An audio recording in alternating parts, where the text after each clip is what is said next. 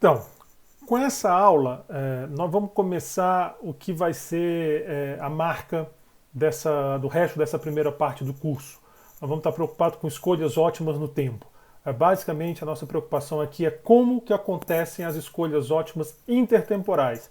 A decisão de consumo, que é uma decisão fundamental em macroeconomia, ela é casada com a decisão de poupança e investimento, que é a outra decisão.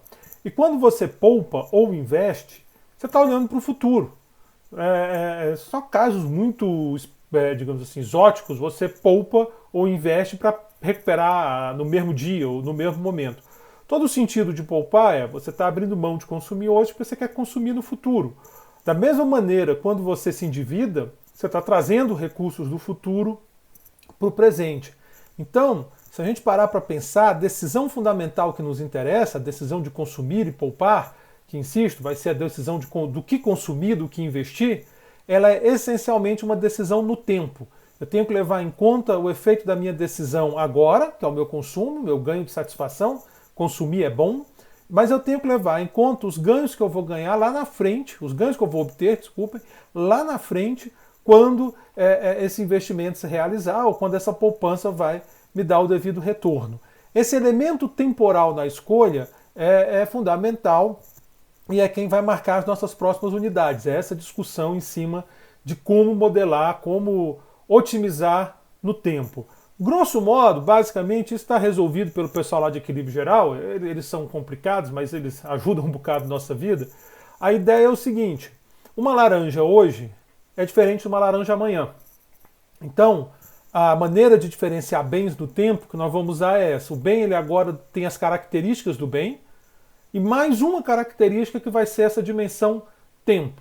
Então eu tenho camisa. Essa camisa hoje é diferente dessa camisa amanhã. São é como se fossem dois bens diferentes. Então o bem hoje, o bem no futuro. Lá em micro vocês estudam essa mesma lógica, por exemplo, com estados da natureza. O bem ele é indexado, ele é caracterizado pelo próprio bem, mas pelo estado da natureza em que ele vai ser consumido ou adquirido de alguma forma. Mas também usamos isso em macro. Mas aqui para a gente o mais importante é essa ideia de tempo. O tempo que ocorre o consumo é importante para a decisão de consumo. Então essa é uma característica, mais ou menos assim a estratégia que nós vamos utilizar. Nós vamos resolver um problema de otimização, só que em vez de escolher x1 e x2, como normalmente acontece em micro, ou então x1, x2, xn, nós vamos escolher C1, C2, C3, onde esse indicador é de tempo. Então essa é a nossa estratégia. Essa questão da escolha, ela complementa o modelo de solo. Porque essencialmente estudar economia é estudar a escolha. Aquela definição de economia lá do livro de Introdução à Economia, né? Economia é a ciência que escolhe a melhor maneira de distribuir recursos limitados para atender desejos que são ilimitados. A essência do problema da escassez. Dada a escassez, nós temos que escolher como usar os recursos. Então, a escolha sob restrições é fundamental em qualquer problema de economia. Lá no modelo de solo, o modelo é de escolhas, entre aspas, porque tem um problema: a escolha não é discutida. Nós tomamos a regra de escolha. Nós dizemos o seguinte: o indivíduo poupa uma fração sigma de sua renda a cada período. Isso torna o modelo muito mais tratável. É tranquilo aquele modelo. Nós vimos como o modelo era amigável para a gente. Mas deu um drible, né? Trapaceou aí a questão fundamental, que é o seguinte: como se dá essa escolha? Nós substituímos o que tinha que ser uma análise econômica de como acontece a escolha por uma hipótese. É como no modelo de micro você dizer: olha, o indivíduo consome 20 laranjas, ou então ele consome 40% da renda dele com laranjas. Tudo bem, é um padrão de escolha, você não pode negar. Mas é um padrão de escolha que não tem nenhuma otimalidade, né? Por que ele vai consumir isso?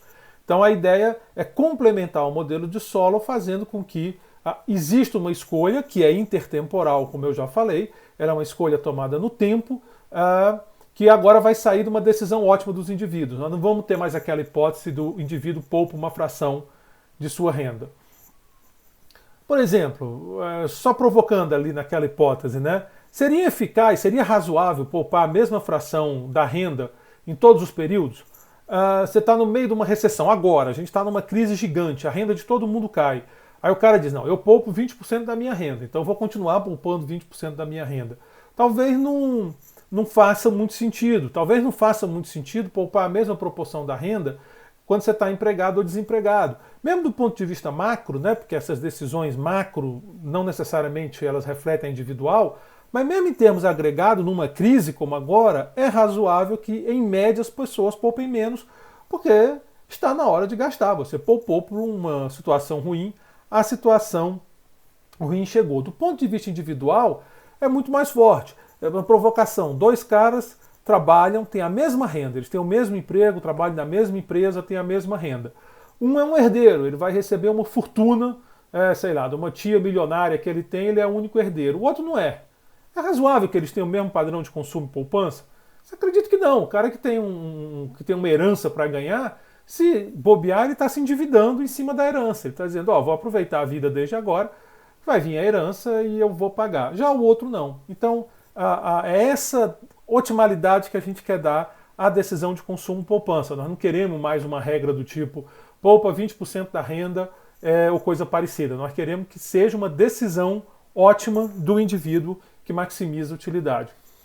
Então, obviamente, para fazer isso eu vou ter que definir uma função de utilidade e aí eu vou pensar na regra de escolha de consumo, da sequência de consumo, porque é consumo hoje, consumo amanhã, consumo depois da manhã, que maximiza essa função, dadas as restrições enfrentadas, basicamente uma restrição de orçamento, uma restrição do que é possível. Ele não pode consumir infinito, por exemplo, nem ele pode consumir mais do que ele tem disponível em todos os períodos e coisa do tipo. Então esse é o nosso objetivo. Nós vamos tentar definir uma função de utilidade, nós vamos ter que apresentar uma e maximizar essa função de utilidade. Mais ou menos como o pessoal de micro faz, só que em vez de N bens, nós temos períodos de tempo. Nós temos períodos de tempo, em vez de um número de bens. Antes da gente passar para a otimização, nós vamos chegar lá, vale a pena discutir um pouco a regra de movimento do capital sem a hipótese de que a família poupa uma fração constante da renda. Sem aquela hipótese de que I é igual a sigma Y, que nós usávamos no modelo de solo. Só para a gente entender um pouco o tipo de problema que nós vamos encontrar, o desafio dessa unidade, que de certa forma é o desafio das próximas unidades. Pega lá o ponto de partida, nós partimos desse ponto, né, consumo mais investimento igual a produto. Bom, nessa altura do campeonato eu não vou repetir as propriedades todas de F, nós sabemos isso aqui é renda, isso aqui é produto, isso aqui é despesa, nós já discutimos tudo isso. Nós já sabemos, vocês já sabem isso desde os cursos de macro lá da graduação, quem não fez economia quando estudou para a Ampec viu isso. Nós já usamos isso aqui várias vezes. Então nós temos essa relação, C mais I igual a renda, ao produto, que é a mesma coisa, que é a restrição de recursos da economia. Tudo que é produzido ou é consumido ou é investido. Essa economia é fechada e não tem governo. E nós temos a regra de movimento do capital, KT mais 1 igual a 1 menos delta KT mais IT. Tudo isso aqui tinha lá no modelo de solo. Dessas duas equações, nós temos que CT mais IT é KT mais 1 menos delta KT, só passar esse cara para cá. Então, CT mais KT mais 1 menos delta KT é igual a F de KTLT. Eu só estou juntando essas duas equações. Dividindo tudo por L, eu vou dividir por L, vai ficar CT sobre LT, KT mais 1 sobre LT, menos 1 menos delta, 1 sobre LT. Isso aqui é Czinho. Aqui eu vou fazer um truque, porque é KT mais 1 LT. Não pode. Então eu vou dividir e multiplicar por LT mais 1. Né? Multipliquei e dividi por LT mais 1. Aqui, K sobre L é Kzinho. E aqui eu botei o L para dentro, porque a função é homogênea de grau 1. Lembrem que esse tipo de hipótese só quando eu for explícito que eu vou abandonar. É a hipótese do curso. Tá joia, o Czinho aqui. O Czinho continua aqui. Kzinho, KT mais 1 sobre LT mais 1 é Kzinho T mais 1. Então pega aqui, divide esse com esse Kzinho T mais 1. LT mais 1 sobre LT é 1 mais eta, o crescimento da população força de trabalho. Então ficou joia. Esse cara aqui é Kzinho, esse aqui é 1. E aí, finalmente, lembrando que Fzão de Kzinho em 1 é Fzinho de KT. Foi uma convenção que nós fizemos lá no modelo de solo que nós vamos seguir aqui. Então essa é daqui que vai sair a nossa regra de movimento do capital, dessa equação. Só organizar. Então vai ficar assim, KT mais 1 é igual a 1 sobre 1 mais eta, F de KT mais 1 menos delta menos CT Essa é a nossa regra de movimento de capital. Bom, vocês devem ter se divertido lá com o modelo de solo, espero. A ideia é que vocês usem o modelo, tentem simular, façam essas coisas todas. E lá vocês viram que nós tínhamos uma equação lá do finzinho do vídeo anterior, salvo engano era 22, tinha choque, essas coisas, esquece choque. Mas o que você tinha era o seguinte, dado um valor de K0, nós conseguimos obter K1. Com K1, K2, com K2, K3, e assim nós podíamos gerar toda a sequência de capital da economia. Com a sequência de capital, conseguir obter produto, investimento e tudo. Então, o segredo lá do modelo de solo, o segredo de criar uma economia artificial, de simular um modelo, como a gente fala, é me dá um K0, eu encontro K1, eu uso a regra de movimento para obter K1, né, primeiro, depois K2 e assim por diante. Se a gente tentar fazer o mesmo exercício aqui, nós vamos ter um problema. Me dá K0. Então K1, né, vai ficar, tá em zero, então K1, 1 sobre 1 mais zeta, f de K0, mais 1 menos delta K0, menos C0. Eu não conheço C0. O que eu tinha lá no outro é que ao definir a poupança como S f de K, sigma f de K, desculpa, eu basicamente estava pegando esse termo f de K menos C e chamando de sigma f de K. E aí com K eu conhecia a expressão. Era isso, né? Pegar esse f de K menos C, isso aqui é a poupança, é produto menos consumo, que por hipótese era sigma f de K. Então ficava 1 menos delta Kt mais sigma f de K, eu ia adiante. Só que agora eu não tenho mais essa hipótese. Logo, eu não posso simular esse modelo. Dado um K0, eu não sei o valor de K1. Eu não tenho como simular esse modelo. Eu não tenho como saber a sequência de capital, nem a sequência de produto, nem a de consumo, nem sequência nenhuma. Para isso eu precisaria de um K0 e um C0. Mas eu não tenho C0. Eu só tenho K0. Então esse é o nosso problema. O problema dessa unidade e que o problema central de resolver esses modelos dinâmicos é, dado K0, quem é meu C0? Esse é o nosso desafio. Nós queremos calcular C0 em termos de K0. Lá na frente nós vamos dizer, dado uma variável de estado, que vai ser capital, quem é a variável de controle, no caso o consumo é controle. Mas para agora, para a gente não botar termos novos na discussão, eu só queria que vocês pensassem isso. Para simular essa equação, para fazer com essa equação igual eu fiz no modelo de solo, eu preciso de ter qual o C0 associado ao K0. Eu preciso de ter uma função C é igual a C de Kt. É essa função que eu vou procurar. Infelizmente não vai ser uma tarefa tão simples. Então, como eu estou dizendo, escrever C como função de K é o objetivo das próximas sessões deste capítulo. E, na verdade, cometendo algum exagero, escrever C como função de K é o principal desafio para simular modelo dinâmico em macroeconomia. E o exagero que eu estou colocando aqui é o seguinte, é um pouquinho mais complicado porque nem sempre você tem só uma variável desse tipo, de controle que a gente chama. Às vezes tem um monte. Então é um pouquinho mais difícil, mas a essência do problema é, eu quero escrever o consumo, no meu caso aqui, em função do capital. Eu quero conseguir essa regra de solução, é o meu objetivo. Bom, para seguir esse caminho, eu vou usar uma ideia que é o planejador central. Esse planejador central não é exatamente um governo, ele é onisciente, ele é benevolente. Governos não são oniscientes e provavelmente não são benevolentes. Fica aí cada um com sua convicção, não vou entrar nessa discussão, mas a prática mostra que o político talvez se preocupe mais com ele mesmo, como todo mundo, cada um maximiza a sua utilidade, do que seja um sujeito benevolente, querendo o bem geral da nação. Mesmo que seja benevolente, para a gente não brigar aqui por política, certamente não é onisciente, o governo tem problemas de informação. Então, meu planejador central é uma figura abstrata idealizada. Mas também não é Deus. O planejador central ele não é o Deus da minha economia porque ele não é onipotente. Né? Para ser Deus precisa de onisciência, mas deveria também ser onipotente. Aqui não. O planejador central ele tem restrições, ele também enfrenta a escassez. Então ele vai ter que escolher o consumo, a cada período ele tem todos os recursos da economia à disposição deles, e ele vai dizer, isso é consumo, isso é investimento. Ele não olha preço, pelo menos não no sentido que a gente entende para preço normal, quanto custa isso, não. Ele controla quantidades. Então supõe que tem, sei lá, 100 mil toneladas de ferro. Ele vai dizer 80 mil toneladas vão ser destinadas a investimento e 20 mil toneladas a consumo ou qualquer coisa do tipo. Então, ele olha uma restrição de recursos, mas ele está restrito. Ele não é onipotente, tá certo? Ele só tem essa característica de ser onisciente. Ele sabe tudo, ele conhece as preferências, ele conhece as funções de produção, as tecnologias, ele conhece as restrições. Volto a dizer, isso não existe no mundo, é só uma abstração para resolver o problema. Por que é interessante essa abstração? Porque facilita a nossa técnica de solução, fica mais fácil resolver o problema, e a solução vai ser a mesma, porque nós estudamos, vocês devem estar estudando em micro, já viram na formação de vocês, que o equilíbrio competitivo ele é Pareto eficiente.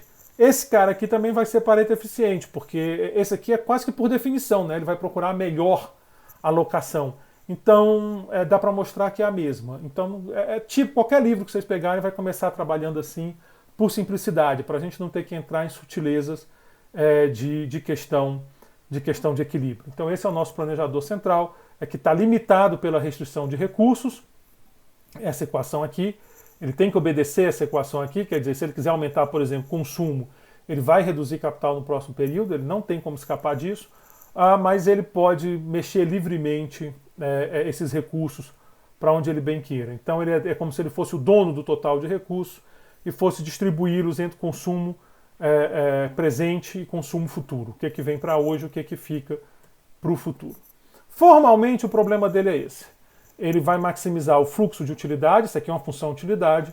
Beta é um fator de desconto, ou seja, ele está descontando no tempo. Quanto maior for T, beta é um número entre 0 e 1, então menor vai ser esse termo, quer dizer o seguinte, é melhor consumir hoje do que no futuro.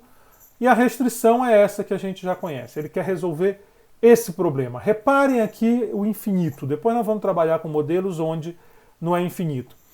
A ideia de infinito aqui tem várias discussões, a gente pode fazer várias interpretações. A primeira que você pode dizer é o seguinte, pera lá, ninguém vive para sempre, isso não faz sentido. Isso é verdade, ninguém vive para sempre. Por outro lado, quase ninguém toma decisão contando que vai morrer. Né? Diz assim, não, eu vou tomar minha decisão sabendo que vou morrer dia tal, ou achando que eu vou viver só mais tanto tempo, porque provavelmente quem fizer isso vai ter um quadro de depressão crônica, você ficar o tempo todo nas suas decisões pensando que vai morrer. Outra leitura que justifica esse tipo de abordagem é pensar em famílias. Quer dizer, o cara vai morrer, mas ele tem um filho e ele está pensando na utilidade do filho dele. Então são maneiras de pensar nisso. Nós vamos trabalhar com esse modelo em termos infinitos por boa parte do curso. Lá em programação dinâmica nós vamos discutir um pouco essa questão do horizonte finito.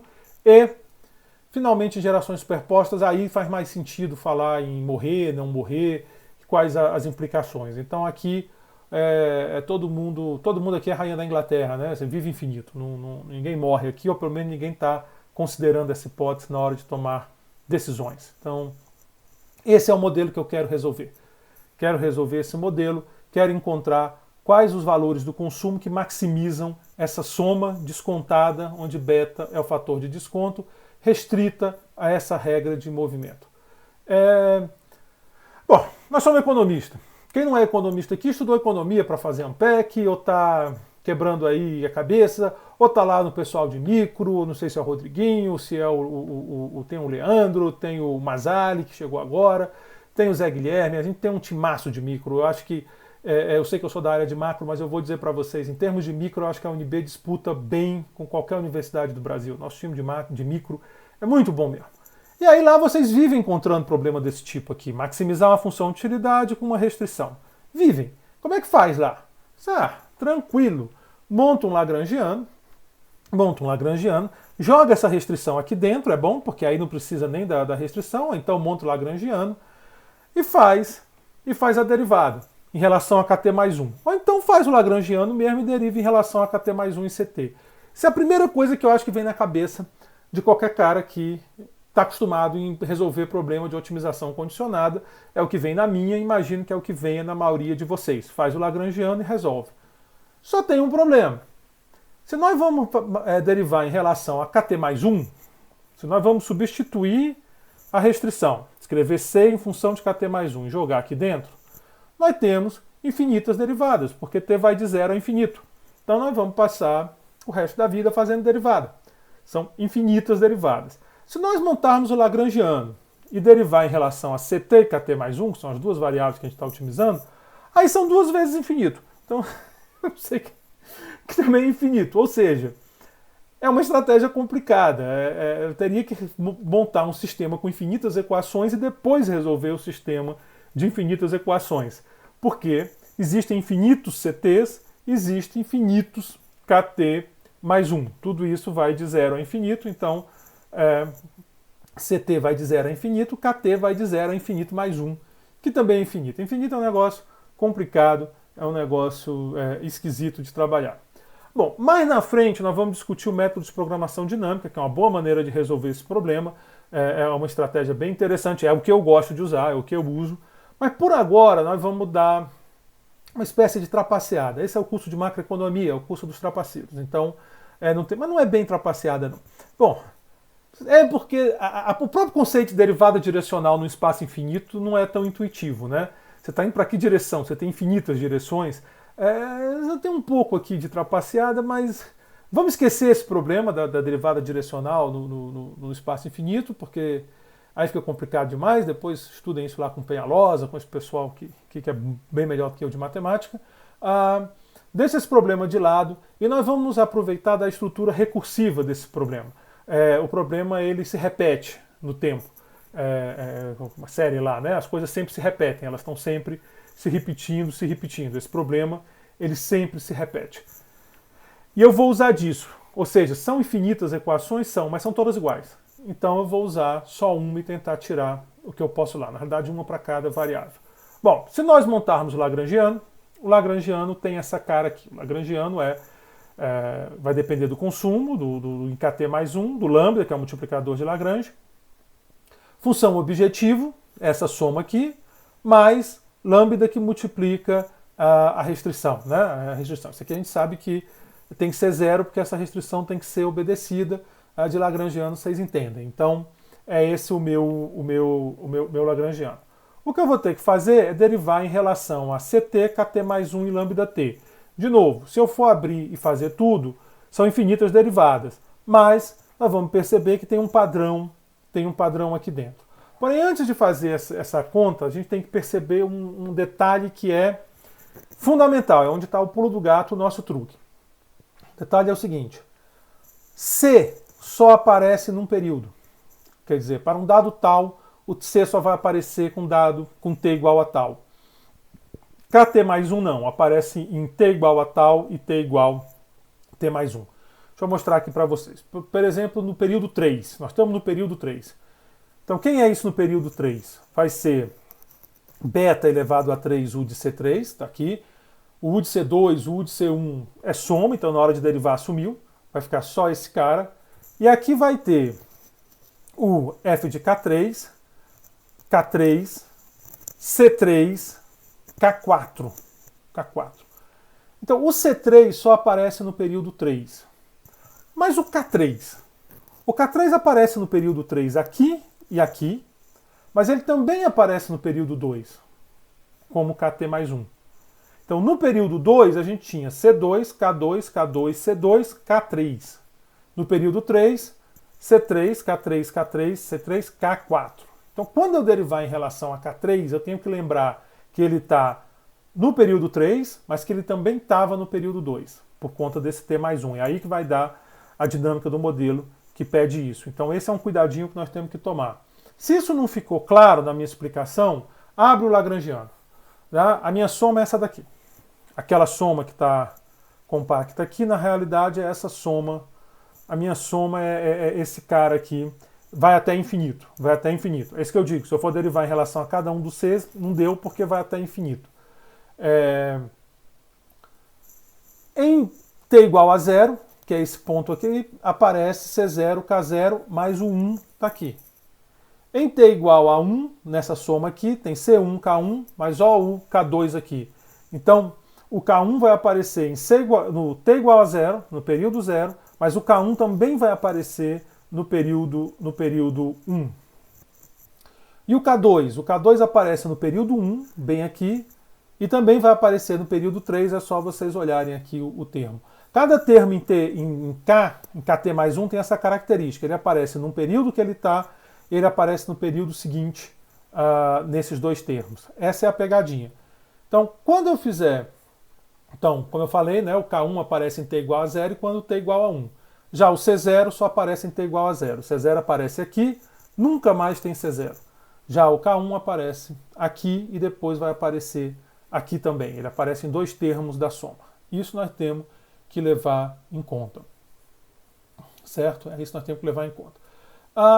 Feito esse registro, vamos fazer a conta para as condições de primeira ordem, para CT e KT, e depois nós vamos ter uma terceira condição, chamada condição de transversalidade, que eu não vou colocar aqui, ela já seria necessária, mas é que eu quero discutir com cuidado, eu quero dar uma intuição para ela. Então deixa a condição de transversalidade à parte. Só lembrem que ela existe. Só lembrem que existe. Está faltando uma condição aqui no meu modelo. Bom, primeira derivada em relação a CT. Vamos aqui. CT vai ficar, o linha de CT é lambda, menos lambda, né? O linha de CT, o beta que está multiplicando. Então vai ficar beta T, o linha de CT menos lambda T igual a 0. A segunda derivada, aí é o truque dos dois períodos. Então quando eu fizer em KT mais 1, quando eu fizer a derivada em CT, como eu disse, aparece o beta T, o linha de CT menos lambda, igual a 0. Quando eu fizer em KT mais 1, aqui não tem. Aqui aparece o lambda T menos 1 mais eta, então menos lambda 1 mais eta, derivou aqui, ficou 0. Mas, como ele está no período seguinte, ele vai aparecer aqui também. Então vai ter um lambda T mais 1 com F' de KT mais 1 menos delta. Então ele aparece duas vezes, ele aparece em T e em T mais 1. Por isso aqui fica a expressão menos lambda T 1 mais delta igual a lambda T mais 1, F' de KT mais 1 menos delta. Então essas são minhas duas condições de primeira ordem para esse problema. Falta transversalidade, esperem um pouco que ela vai chegar. Bom, eu posso escrever a primeira condição como beta T, o linha de CT igual a lambda T. E a segunda condição, também vou passar esse termo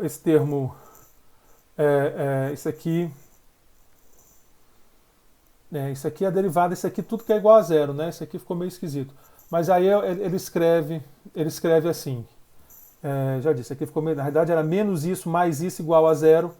Menos, aqui tinha que ter um mais, aqui tinha que ter um igual a 0, então vocês me desculpem, o slide está errado. De novo, aqui tinha que ser um mais aqui igual a 0, para poder tomar essa forma que está aqui. Substituindo a primeira condição na segunda, quer dizer, pegando que lambda T é igual a beta, o linha de CT, nós temos que beta T, o linha de CT 1 mais eta, é igual a beta T mais 1, porque aqui está em T mais 1, o linha de CT mais 1, né, porque lambda T é beta o linha de CT, logo lambda T mais 1, beta T mais 1, linha de CT mais 1. Você pode dividir esse beta aqui, esse beta some, e aí vai ficar, eu estou sumindo com esse beta T com beta T, sobra só um beta, estou passando esse 1 mais eta aqui para baixo, e aí vai ficar assim, o linha de CT é igual a beta sobre 1 mais eta, F' de KT mais 1 menos delta, o linha de CT mais 1. Essa equação aqui é uma das mais importantes da unidade do curso. Nunca esqueçam essa equação de Euler do consumo. A interpretação dessa equação é que o indivíduo tem que estar diferente entre consumir em T e T mais 1, que é exatamente a mesma interpretação da condição de primeira ordem lá em microeconomia. Você fica indiferente entre consumir no bem 1 e no bem 2. Para que isso fique muito claro, eu vou pedir para que a gente tente interpretar essa equação. Então, vamos interpretar montando, vamos fazer uma montagem dessa equação. Então, a primeira coisa que eu quero dizer é o seguinte: consumiu em T, qual é o ganho imediato? O linha de CT. Utilidade marginal de consumir em C, por definição, é isso, uma unidade a mais de consumo, o linha de CT. Se consumir em T mais 1, o ganho de utilidade é o linha de CT mais 1. Então, eu tenho um bem, eu posso consumir hoje, gera utilidade de o linha de CT mais 1. Ou eu posso consumir no próximo período, para ter utilidade de linha de CT mais 1. Só que, se eu deixar para consumir no próximo período, eu vou ter um pouco mais do que eu tinha para consumir hoje. Essa minha uma unidade hoje, no próximo período vai ser a unidade, mais F' de KT mais 1, ou seja, o que eu ganhei de produção por conta dessa unidade, eu usei para produzir, ela produziu alguma coisa, o que ganhou foi F' de K, menos a depreciação dessa unidade. Então, para cada unidade que eu tenho hoje, se eu consumir hoje, eu ganho o linha de CT. Se eu deixar para consumir amanhã, eu tenho linha de CT mais 1, mas não só com uma unidade, com 1 mais F' de KT mais 1, menos delta. Ora, o beta é o fator de desconto. Então, como eu sou impaciente, eu ganho mais consumindo hoje do que amanhã. Então, eu tenho que descontar isso. Eu vou consumir mais amanhã, mas em compensação, eu vou ter que esperar um dia. E eu sou um cara ansioso, eu desconto o futuro, eu queria consumir hoje. E, finalmente, o 1 mais eta é porque tem mais gente para dividir o bolo, porque a cada período a população aumenta. Então, nós podemos ler essa equação dessa forma. Ó. De saída, a utilidade marginal de consumir hoje, a utilidade marginal de consumir amanhã. O linha de CT, o linha de CT mais 1. Só que, ao mandar o bem para amanhã, ao deixar para consumir amanhã, em vez de uma unidade, eu vou ter a minha unidade, menos o que depreciou dela, mais o que eu produzi com ela, que é F' de KT mais 1. Então, tenho mais coisa para consumir amanhã porque eu poupei. Porém, eu só vou consumir amanhã, e isso é uma perda de utilidade para mim. O beta captura isso. Eu prefiro consumir hoje, eu sou um cara impaciente. Então, o beta é esse preço. E amanhã tem mais gente para comer. É 1 mais eta. Então, eu vou ter mais, F' de K, isso aqui é positivo, isso aqui é um número menor do que 1. Então, é claro, a gente até pode ter F' menor do que delta, nós já discutimos isso lá na parte de regra de ouro. Mas vamos supor que é mais. Se for menos, a gente está vendo que não vale a pena, o que até é consistente com a nossa discussão de regra de ouro, né? Você não vai pagar nem o delta, não vale a pena. Mas depois a gente vai discutir regra de ouro nesse ambiente. Deixa quieto. Então o que me interessa eu tenho mais, mas eu tenho mais gente para dividir. No equilíbrio, essas duas coisas tem que ser igual. Então a equação de Euler é, antes de tudo, uma equação de igualdade, de indiferença, como sempre será qualquer condição de primeira ordem. A próxima slide é de estado estacionário, mas eu vou deixar isso para o próximo vídeo. Agradeço vocês pela atenção, espero que tenha ficado claro essa discussão.